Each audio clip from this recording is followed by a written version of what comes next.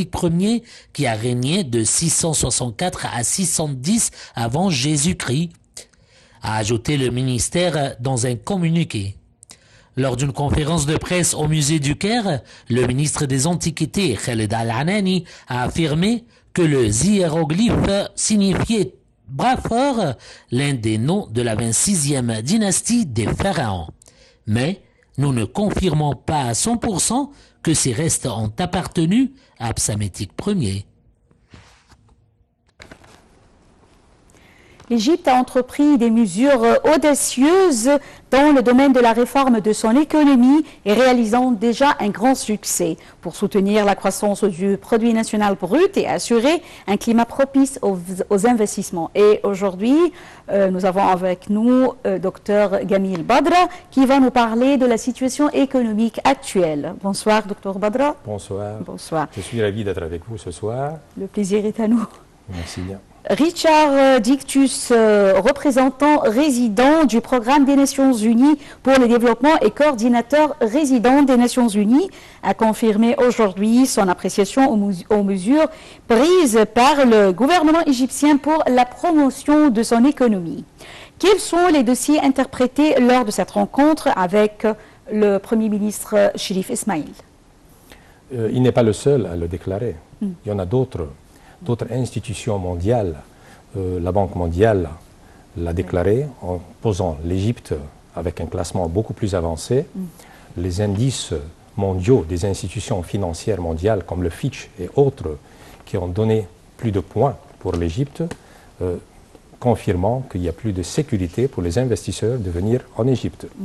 Mais pour arriver à ce status quo, les décisions que vous avez décrites comme audacieuses, rigoureuses, douloureuses, on a passé par différentes étapes. Laissez-moi donner un petit aperçu en 4 étapes. Qu'est-ce qui se passait avant le 3 novembre 2016? Le 3 novembre 2016, troisième étape, après le 3 novembre 2016, et aujourd'hui, la vision de l'avenir. Nous savons que dans l'économie, le facteur le plus important pour estimer ou pour évaluer l'économie d'un pays, c'est la relation entre les exports et les imports.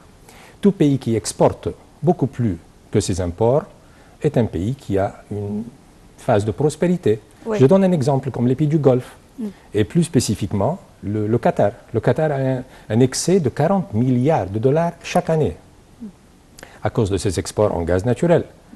Il y a d'autres pays qui ont un déficit, comme l'Égypte. Mais l'Égypte n'est pas le seul à avoir un déficit. Les États-Unis aussi ont un déficit. Le déficit des États-Unis chaque année est de 700 milliards de dollars. Les États-Unis importent pour 2,5 trillions de dollars, et 1 trillion, c'est 1000 milliards, et exportent pour 1,8 trillion de dollars. Mais les États-Unis est un pays riche qui a assez de réserves. Ouais. Qu'est-ce que cela veut dire pour expliquer aux chers téléspectateurs? Pour comparer ça au citoyen normal, un employé qui gagne moins, il peut vivre à condition qu'il ait à la banque certaines épargnes et qu'il peut s'en servir. Se débrouiller, oui. Se débrouiller. Oui, oui. Mais si ça continue à la longue, il y aura un feu rouge. Et c'est la même chose pour l'Égypte. L'Égypte a toujours eu, avant la révolution de 2011, un déficit. Mais ce déficit était couvert partiellement par les réserves à la Banque centrale. Ces réserves qui étaient, avant la révolution de 2011, autour de 40 milliards de dollars, sont tombées, avant le 3 novembre, à moins que 20 milliards de dollars. Et pourquoi? Pour différentes raisons. Parce qu'après la révolution, nos exports ont diminué. Nos imports ont augmenté, dû à l'instabilité, dû au problème. Normalement. La situation, c'était la situation. Oui. Voilà. Nous avons vécu, nous avons tous, comme citoyens, de toutes les catégories, toute la pyramide des citoyens égyptiens a vécu à passer par cette impasse. Ce qui fait qu'il y a eu un feu rouge. Et le feu rouge veut dire que le pays, l'État, n'importe quel pays qui est en déficit, il appelle au secours. Qui vient au secours dans les États pour servir économiquement? Le Fonds monétaire international, qui est une organisation qui dépend des Nations Unies. Les Nations Unies possèdent 2 organisations, la Banque mondiale et le Fonds monétaire international. La Banque mondiale sert ou soutient ou aide les pays à long terme. Mais quand c'est un pays qui est en déficit, en une crise, la Banque mondiale ne pose pas l'aide, ne pose pas la main. C'est le Fonds monétaire international. Le Fonds monétaire, les représentants sont venus quand l'Égypte a appelé au secours pour rester avec les exécutifs égyptiens, les ministères responsables, pour promouvoir l'idée de l'accord pour soutenir l'économie égyptienne.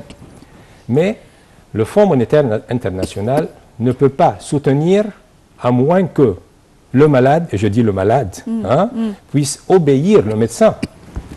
Alors, il y a eu certaines demandes du Fonds monétaire international, comme augmenter les taxes, réduire les subventions des produits pétroliers, faire des réformes administratives, réduire les dépenses gouvernementales, mais surtout de flotter la devise. Une décision qui était douloureuse, une décision difficile, et qui a été prise par notre cher président, et que personne de ses prédécesseurs n'a osé de prendre une décision pareille. Et là, permettez-moi d'offrir un salut à notre cher président, parce qu'il a pris une décision avec courage, avec détermination, une décision qui a causé un certain mécontentement auprès de la majorité de la population qui vit autour, ou peut-être un peu moins, que le seuil de la pauvreté.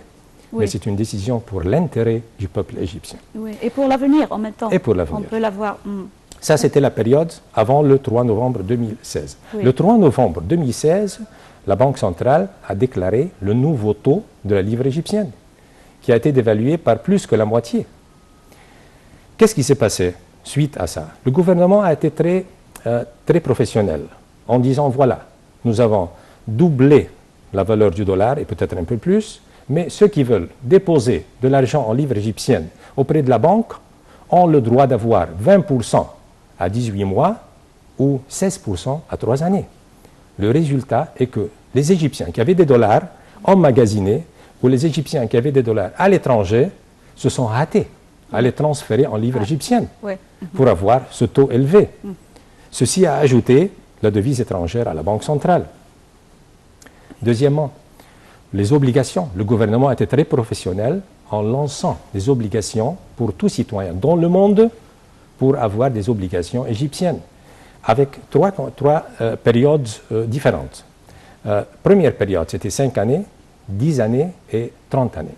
Imaginez-vous que les 4 milliards des obligations qui ont été lancées par l'Égypte pour tout citoyen dans le monde, les inscriptions pour avoir ces obligations ont dépassé les 12 milliards de dollars et que nous n'avions que 4 milliards. Oui.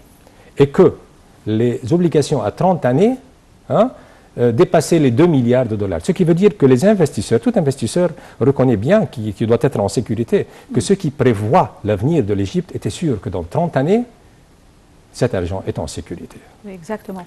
Troisièmement, il y a eu la première tranche du Fonds monétaire international. Le Fonds monétaire international nous a donné un accord de 12 milliards de dollars avec un taux de 1% sur 3 années. La première tranche est arrivée. Les transferts des Égyptiens à l'intérieur et à l'extérieur ont ajouté à la devise étrangère les obligations. Et puis, finalement, nous avons reconnu une réserve plus élevée. Aujourd'hui, la réserve dépasse les 27 milliards de dollars, alors qu'avant le 3 novembre, était moins que 20 milliards de dollars. Ce que vous venez de dire maintenant, ce rapport, il ne le dit pas de l'air, mais ce sont des faits, ce sont des chiffres qui sont enregistrés par la Banque centrale, par le monde entier peut le reconnaître. Et les indices, comme je viens de dire, ont augmenté. Le classement de l'Égypte est avancé maintenant sur le plan de l'investissement mondial. Quels sont les indices, puisque vous êtes en train de le dire, quels sont les indices qui nous montrent l'amélioration de la situation économique en Égypte? Quels sont ces indices? Très belle question. D'abord, la bourse, c'est le thermomètre de ce qui se passe de l'économie. L'indice EGX, EGX 30, EGX 70, tous ces indices, si vous suivez, les gens qui sont dans la bourse suivent qu'il y a eu une augmentation et que l'avenir promet encore un peu plus parce que un investisseur, avant de pomper son argent dans le pays pour investir, que ce soit dans l'industrie, dans les services ou ce que c'est, il doit regarder ces indices. Il doit voir et que si le Fonds monétaire international qui est venu au secours a posé la main et a exigé certaines étapes, qu'avec le Fonds monétaire international, avec cet accord, avec ces indices, tout ça c'est un paquet qui donne un plateau de confiance aux investisseurs. Oui. La ministre de l'Investissement et de la Coopération internationale, Sahar Nasr, a assisté à l'entretien qui a eu lieu entre M. Dictus et le Premier ministre Sherif Ismail. Dictus a confirmé l'intérêt accordé par l'ONU au soutien des efforts du gouvernement égyptien quant au programme du développement durable. Commentez, s'il vous plaît. Oui, alors, développement durable, bien sûr, parce que d'abord, c'est Dr Sahar Nasr, qui est la ministre de la Coopération internationale et de l'Investissement, est très active et on a vu ce qu'elle a pu faire. Je suis tout à fait d'accord et tous ceux qui maintenant viennent donner des éloges à l'économie égyptienne ont reconnu l'avancement, ont reconnu le progrès que nous avons accompli. Dr Sahar Nasr a signé aussi un accord de 500 milliards de dollars avec la Banque mondiale pour améliorer l'infrastructure de la Haute-Égypte. Oui. Et ces commentaires positifs, c'est le reflet de ce qui se passe aujourd'hui. Dr Tarek Kabil, le ministre du Commerce et de l'Industrie, qui a promis de faire 6 villes industrielles en Haute-Égypte. Vous savez qu'est-ce que c'est qu'une ville industrielle? C'est une offre, c'est une possibilité d'employer des dizaines de milliers et peut-être des centaines de milliers, parce que c'est une communauté. Avoir une ville industrielle, c'est-à-dire avoir des industries, mais avoir de l'habitat, avoir des écoles, avoir des hôpitaux, décentraliser de la congestion dans les grandes villes. 6 villes industrielles, vous parlez de centaines de milliers d'offres d'emploi. Une communauté complète. Communauté complète. Oui. Si vous parlez aussi, tous ces rapports, tous ceux qui donnent des commentaires maintenant, qui, avant le 3 novembre, n'étaient pas pour, mais aujourd'hui, ils y sont pour, ils encouragent, ils font leur éloge, c'est à cause de ce que nous avons accompli. Autre chose, le projet de cultiver 1,5 million de fédans tout le long du delta et du Nil. Vous savez que l'Égypte, la superficie totale cultivée de l'Égypte est de 10 millions de fédans. Si on parle de 1,5 million, vous parlez de 15% en plus. Et cultiver quoi? Cultiver nos fruits, nos légumes. Ceux qui ont vécu à l'étranger, ceux qui font des achats à l'étranger pour acheter nos légumes et nos fruits peuvent bien déguster et savourer le goût de nos produits comparés aux autres pays. Nos produits... Ce projet, je m'excuse, c'est seulement le début. Voilà. C'est pas seulement 1,5 million de fédans, c'est seulement le début. Voilà. Oui, en ce qui concerne l'agriculture. Voilà. Et puis si nous voyons d'autres projets aussi, l'avenir, que peut poser l'avenir pour l'Égypte? Nous avons maintenant le tourisme. Vous avez eu la première délégation des Allemands qui est arrivée, ça fait quelques jours. Vous avez vu une délégation russe qui est venue pour faire l'inspection de nos aéroports internationaux, qui ont reconnu et qui ont confirmé que les conditions de sécurité sont au niveau international. Tout cela sont des étapes en avance, des étapes qui sont dans l'intérêt de l'Égypte. Le tourisme est un pilier fondamental. L'organisme de logistique du canal de Suez, présidé par le docteur Ahmed Darwish, qui sera un centre de service pour tous les navires passant du nord au sud et du sud au nord par le canal de Suez. Alors, il y a certains signes, non seulement ce que nous avons accompli, le status quo aujourd'hui, qui, comme je viens de dire, les réserves ont dépassé les 27 milliards, mais l'avenir, qu'est-ce que peut offrir l'avenir dans l'Égypte? Mais surtout, l'esprit de confiance que les investisseurs, un investisseur, avant de venir en un certain pays pour investir, doit reconnaître que son argent, que sa situation est en sécurité. Et c'est le cas pour l'Égypte aujourd'hui. Comment avez-vous vu la libéralisation de la devise égyptienne? Très belle question. La libération de la devise égyptienne, d'abord, était une condition du Fonds monétaire international. Absolument. Mais cette libération a servi deux choses. La première chose est que les importateurs qui importaient à un certain prix de dollar et que le dollar a plus que doublé ont dû hausser les prix. Ce qui veut dire que le consommateur égyptien, en allant acheter un produit importé, a pensé plus d'une fois s'il peut trouver un produit local moins cher.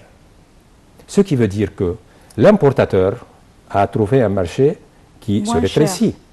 Le consommateur a trouvé un produit moins cher, produit égyptien, ce qui a amélioré, ce qui a élargi, ce qui a augmenté la production égyptienne, parce que le consommateur le veut, c'est un produit au même niveau qui coûte moins, et l'importateur a importé moins.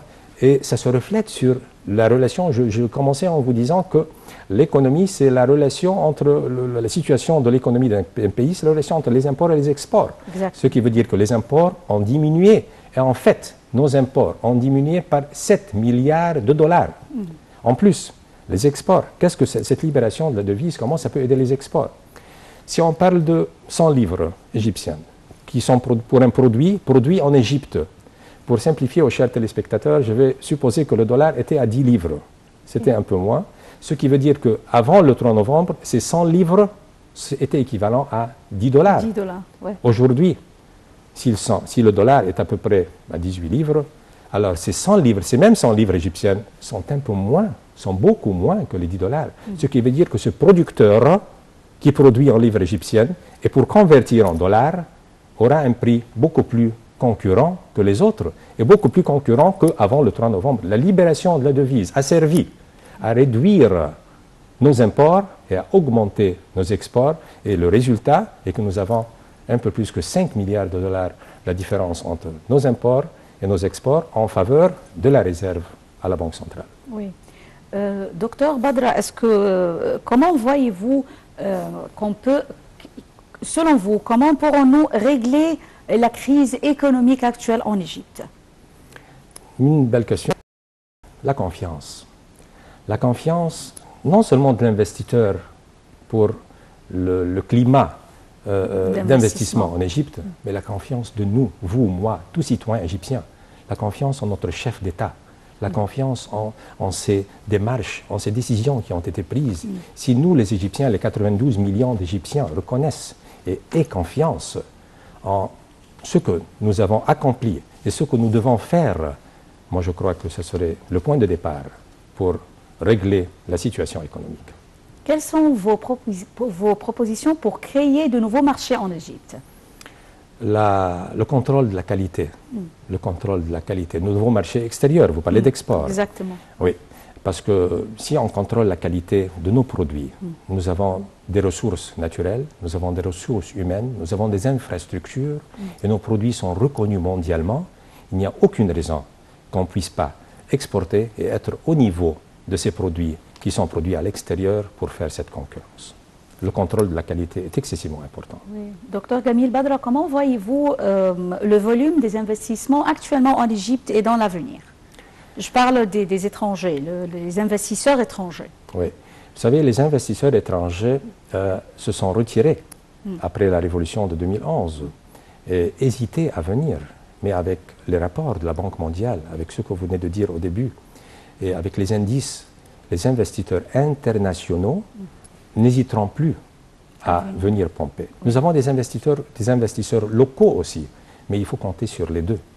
Du point de vue confiance, nous, comme je viens de dire, comme Égyptiens, cette confiance, les investisseurs étrangers, avec cet esprit de confiance, je crois qu'il y aura de bonnes nouvelles et un nouveau chapitre pour l'Égypte bientôt. Oui. Quels sont les défis majeurs qu'affronte l'investisseur étranger en Égypte?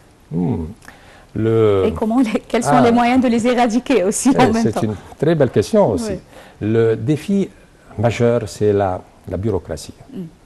Il faut faire des réformes administratives. Nous avons vu récemment Dr Hala Saïd, la ministre de la Planification, qui a eu une réunion très intéressante avec l'ambassadeur français pour essayer de s'inspirer de ce qui se passe en France pour faire des réformes administratives. Une réforme administrative est excessivement importante. Ça, c'est un défi pour l'investisseur qui vient. Parce que qu'est-ce que c'est qu'un investisseur? Il vient avec de l'argent, mais il a une idée. Si cette idée doit être transformée en réalité, en une industrie ou un service ou ce que c'est, ça prend du temps, ça prend des étapes, ça prend des démarches, c'est la bureaucratie. Mais la bureaucratie existe dans tous les pays du monde parce que la bureaucratie, c'est des informations, c'est du papier, c'est des signatures, ça existe. Mais il faut essayer de les réduire autant que possible, essayer de lubrifier ce processus et essayer d'entraîner ceux qui, face à face, les employés. Les employés. Oui. Et ça commence par un sourire, qui est le point de départ, et puis ça termine par un service professionnel. Je pense aussi que la nouvelle loi d'investissement aura un grand effet sur la bureaucratie. Absolument, on attend cette nouvelle loi, mais il faut avoir l'esprit de la loi, beaucoup plus que le contenu de la loi. Oui. Passons un peu à la politique, et puisque vous venez des États-Unis, comment voyez-vous la nouvelle administration américaine et comment évaluez-vous sa relation avec l'Égypte? Oui, alors je suis très ravi d'abord d'avoir vu M. Donald Trump emporter la présidence. Vous allez me demander pourquoi. Simplement parce que c'est un président qui a reconnu les événements du 30 juin 2013 et il a considéré que c'était une étape très importante pour l'Égypte pour rectifier le système politique égyptien. Ceci aide, parce que vous savez, la politique et l'économie, ce sont les deux côtés de la devise. Si nous avons de bonnes relations politiques, si nous avons une reconnaissance politique par la seule superpuissance dans le monde, ça aura un effet économique. Alors je suis heureux que nous avons ces relations. M. Abdel Fattah el-Sisi était le premier chef d'État à féliciter M. Donald Trump le 8 novembre 2016. Et je crois que bientôt, notre cher président ira aux États-Unis pour s'entretenir avec le président. Les intérêts entre les États-Unis et l'Égypte sont forts, sont bilatéraux et les intérêts sont mutuels. L'Égypte a besoin des États-Unis, mais les États-Unis ont aussi besoin de l'Égypte. L'Égypte est le seul pays stable. Regardez la région. C'est le seul pays stable. Si les États-Unis veulent faire un accord de paix ou ce que c'est, aura besoin de l'Égypte, non seulement comme catalyste, mais aussi comme partenaire. Les États-Unis ont besoin de l'Égypte pour combattre le terrorisme. Nous avons de l'expérience. Nous avons vaincu le terrorisme à 95%, plus ou moins.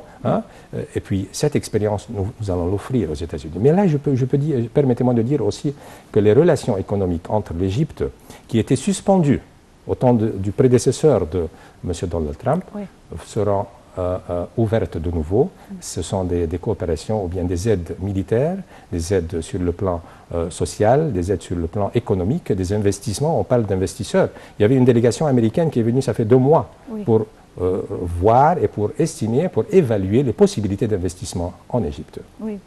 Le président Donald Trump avait salué, comme vous l'avez dit plusieurs fois, le rôle efficace du président Abdel Fattah el-Sisi en ce qui concerne la lutte contre le terrorisme.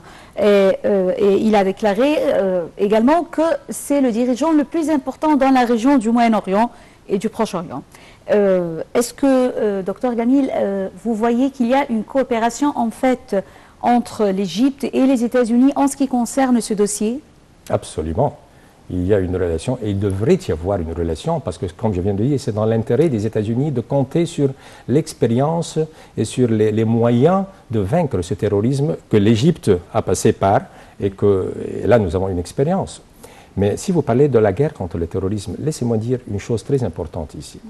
Monsieur Donald Trump, j'ai suivi toutes ces campagnes électorales tout le long de l'année et demie où il était le candidat avant d'être président. Il avait donné certaines promesses au peuple américain. Venant au pouvoir à la Maison-Blanche, c'est un président qui veut tenir son mot. Il avait promis de faire 1, 2, 3 et il veut le prouver.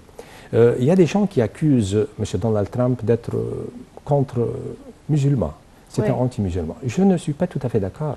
Parce que si on parle de M. Donald Trump qui veut bâtir un mur entre les États-Unis et le Mexique, la frontière entre les États-Unis et le Mexique est à peu près de 2000 km. Et vous savez bien que le Mexique est un pays chrétien. Le Mexique, la population mexicaine est une population qui est catholique, chrétienne. Allons dire maintenant que M. Donald Trump est anti-chrétien, M. Donald Trump est anti-terrorisme. Il veut garder, il veut protéger ces frontières du terrorisme. Et il y a des pays musulmans comme l'Indonésie, la Malaisie, l'Arabie Saoudite, qui n'ont pas été sur la liste pour être empêchés d'entrer aux États-Unis. Mais ces 6 pays sont des pays musulmans et il a fait l'interdiction aux citoyens de ces 6 pays d'entrer même ou de prendre les visas. Mais ce n'est pas parce que ce sont des pays musulmans. Non. Oui. Mais cette décision, je pense qu'elle aura des impacts négatifs ou non? Comment voyez-vous? Des impacts négatifs pour ceux qui ne reconnaissent pas. Pour ceux qui ne savent pas pourquoi a-t-il pris cette décision. Cette décision a été prise contre 7 pays, c'est devenu maintenant 6 pays. Ces 6 pays sont ou des pays politiquement instables, qui sont devenus, à cause de leur instabilité, le foyer des terroristes, des extrémistes, etc.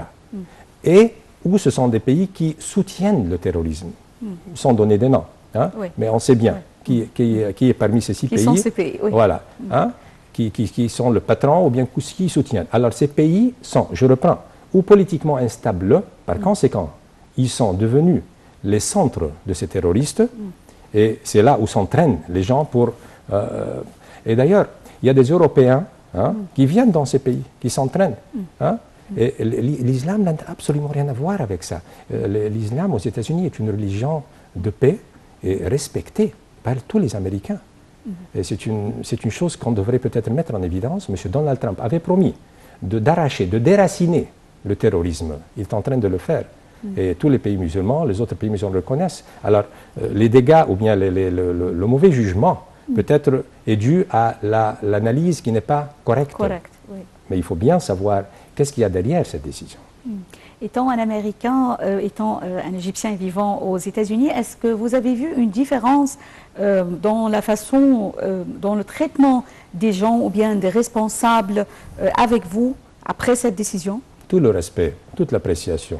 Vous savez, le peuple américain la vit à l'étranger, que ce soit en Europe, que ce soit partout. Ça dépend de la personne.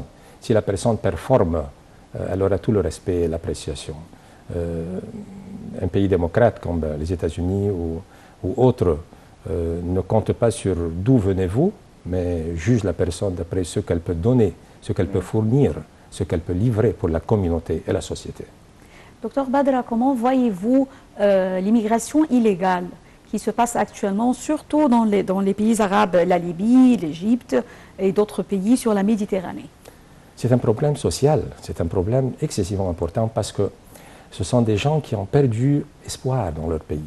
Ce sont des gens pour qui l'avenir est sombre. Alors ils veulent faire n'importe quoi pour se déplacer, pour aller pour un autre pays, pensant que là, ils peuvent trouver leur gagne-pain.